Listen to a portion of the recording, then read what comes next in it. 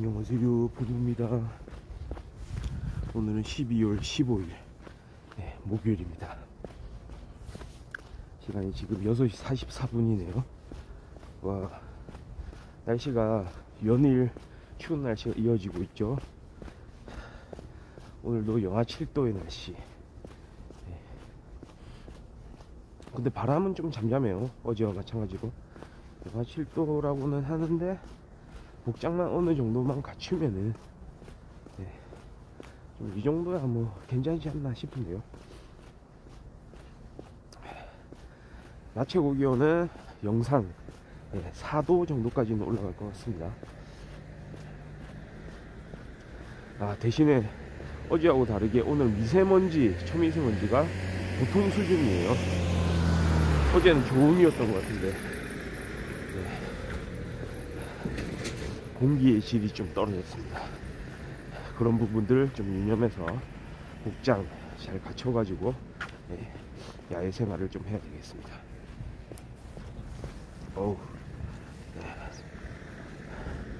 진짜 이제 약간 빙판길이 형성되고 이러니까 주변에 가로등이 불이 많이 켜져 있어요. 그 점은 좀 좋네요. 항상 되게 어두웠었는데 좀 밝아졌습니다. 잘 보고 다니라고 조금은 배려를 했나 보죠.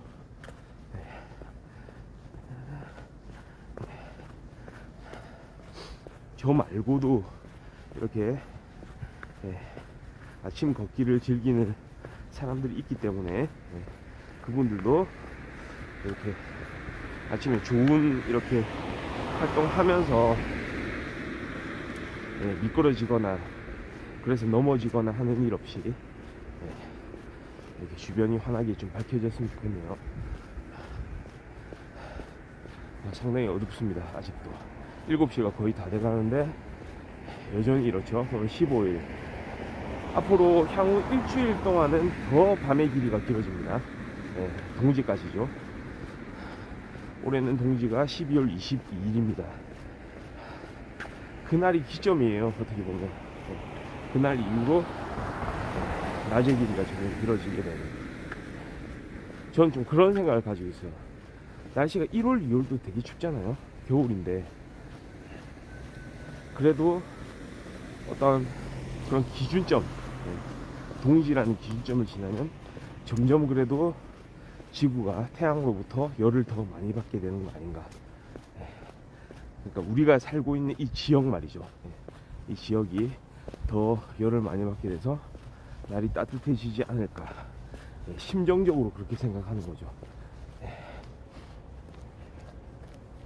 지구과학을 공부한 이후로 이제 그렇게 생각을 하게 된 겁니다.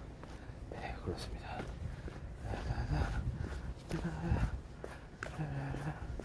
요즘에 이 한파 말이죠. 이게 좀 그렇지 않나요? 희한하잖아요. 좀 어떻게 생각하면 사람들이 그런 관심을 많이 가질 거예요. 여름에 예전보다 더 무더워진 거는 이해가 되는데 왜 겨울은 더 추워진다. 그러니까 지구온난화라는 얘기를 하면서 말이죠. 지구온난화면 겨울도 따뜻해져야 정상 아닌가, 이런 얘기 많이 하거든요.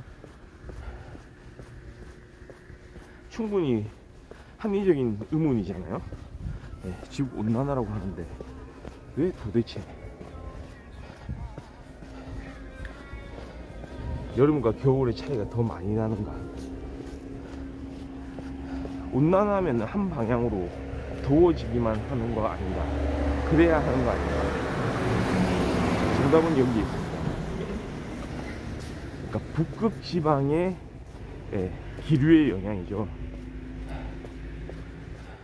북극 지방에서 일어나는 기류가 있어요.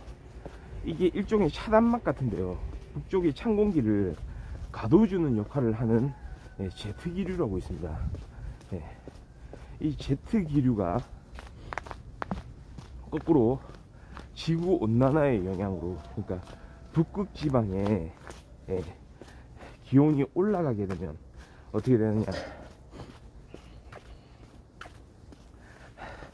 그쪽 공기가 데워진다는 거죠. 그쪽 공기가 데워져서 제트 기류를 남쪽으로 밀어낸다는 거예요. 이게 좀 과학적인 설명입니다. 그러면 제트 기류를 밀어내면은 우리나라 같은 약간 중위도 국가, 중위도에서 약간 북쪽에 이제 쏠려 있는 이런 한국 같은 국가에 제트 기류가 영향을 미친다는 겁니다. 볼록 튀어나와 가지고 그 차가운 기류가 몰아닥친다는 거예요. 그러니까 지구 전체의 입장에서 봤을 때는 온난화 현상이 맞는 거죠.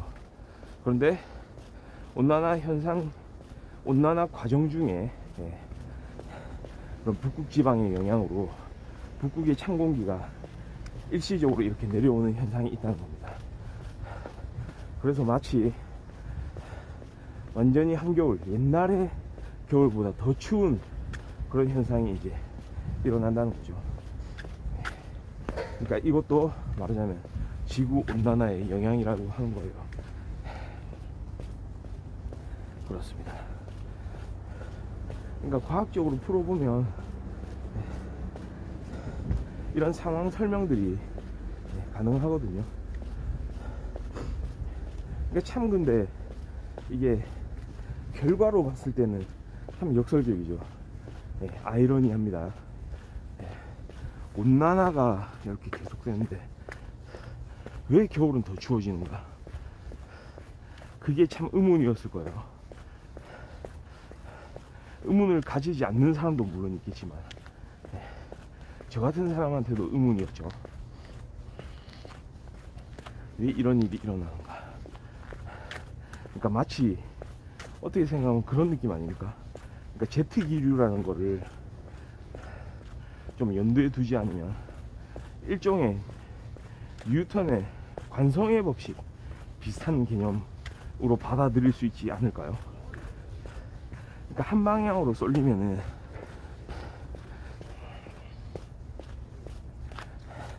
힘이 가해지죠. 힘이 가해진다는 얘기는 그 힘이 가해지는 방향, 길이 좀 미끄럽습니다. 힘이 가해지는 방향으로 운동할 준비가 된 건데, 근데 그 순간만큼은 사실은 자신의 운동 상태를 유지하려는 그런 경향이 있잖아요. 여기 미끄러운 공간.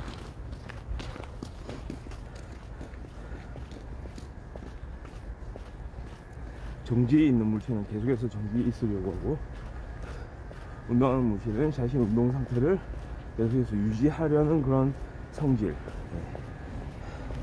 그러니까 기온도 사실 마찬가지 아닙니다. 뭔가 외부의 자극이 주어졌을 때, 외부의 힘이, 외력이 주어졌을 때 그 외력에 반하여 버티려는 힘, 약간 그런 식으로 이제 관성을 해석할 수도 있잖아요. 관성이라는 거를. 차들이 막 지나가려고요.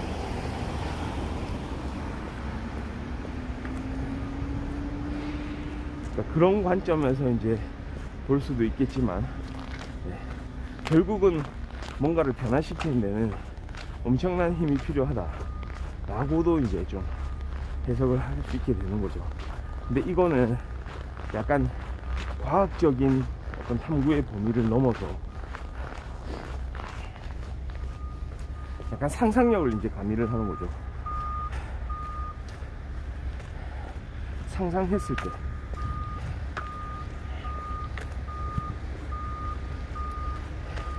그러니까 과학적인 어떤 그 배경을 가지고 좀 더 이제 플러스 추가적으로 생각을 해보는 거죠. 그러니까 그러면 또 재밌는 것들이 있거든요, 사실.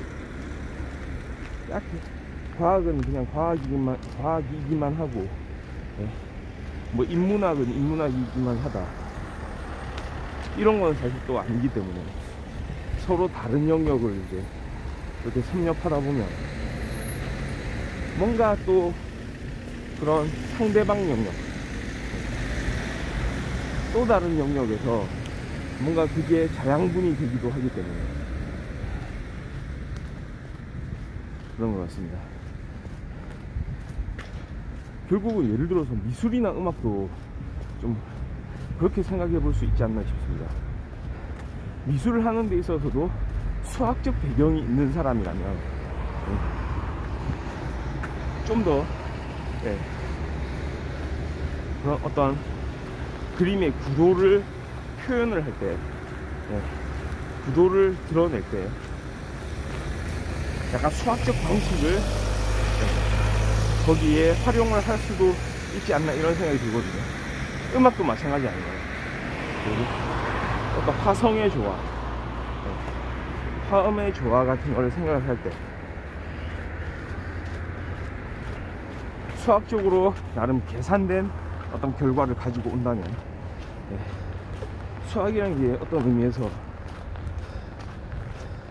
진짜 어떤 이 세상의 자연의 조화라고 말할 수 있는 그런 분야잖아요. 수학이라는 분야가 말이죠. 물론 더해서 물리학도 마찬가지고요. 물리학이라는 게 진짜 이 세상이 돌아가는 어떤 그런 숨어있는 그 원리들을 밝혀내는 거기 때문에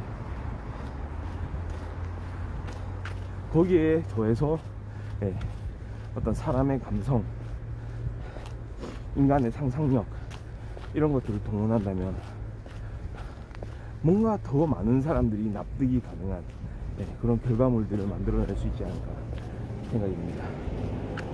시도 마찬가지일 것 같아요. 시, 소설도 마찬가지고 어떤 과학적 배경이 있는 사람들이 쓰는 작품, 제가 좋아하는 히가시노 게이보의 추리소설들도 말하자면 그런 겁니다. 어떤 공학적인 배경이라고 할까요? 거꾸로 히가시노 게이보가 엔지니어, 공학자 출신이잖아요.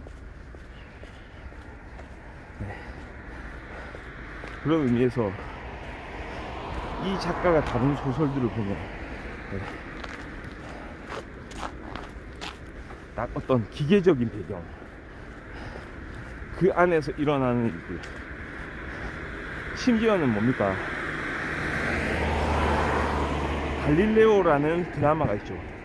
일본의 드라마 갈릴레오.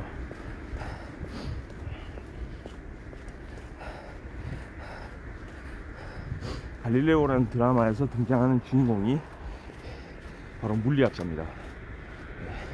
물리학자가 나오는, 그리고 용의자 X 현신 이런 거 보면 물리학자 플러스 수학자가 또 나오죠. 그래서 이야기를 풀어가는 방식이 완전히 착착 그냥 수학 공식을 우리가 증명해내듯이 풀려가는 거를 이제 볼 수가 있는 거죠. 근데 그것만으로 끝이 아니지 않습니까? 진짜 그 작가만의 상상력, 그 다음에 사람에 대한 어떤 연민, 그러니까 그 작가가 가지고 있는 그런 요소들이에요. 우리가 그 작품을 통해서 이 작가가 어떤 생각을 하는지 받아들일 수 있는 부분들입니다. 그러니까 아마도 최고의 작가겠죠. 그러니까 완전히 이 세상에 존재하는 학문들이 별개의 것이 아니라는, 그러니까 어떤 한 분야에 진짜 석학이다, 한 분야에 대가다, 이런 사람들은, 아니 반대로 말이죠, 그 과학 분야를 이렇게 깊이 파는 그런 학자들이 있다면 그 학자들도 사실 인문학적인 소양을 가지고 있거든요. 양자역학을, 어떤 한 물리학자 양자역학을 연구를 하는데 그거를 풀어낼 때 설명하는 방법이 인문학적인 방식이다. 많은 사람들은 그렇게 어려운 그런 과학적 사실을 있는 그대로 드러내기보다는 여러 가지 수식이나 그런 과학적 표현을 써서 이야기하는 것보다는 사실 많이 알려진 일상적인 용어, 그런 표현을 하기 위해서는 인문학적인 어떤 배경이 필요하다는 거죠. 거기에 대한 표현 방법이 요청이 되기 때문에 그런 소양을 갖춘 사람들이 오히려 잘할 수 있는 거 아닌가 이런 생각이 듭니다. 그러니까 결국은 두 가지예요. 어린 학생들한테도 좀 그런 거를 많이 알려줄 필요가 있어 보입니다.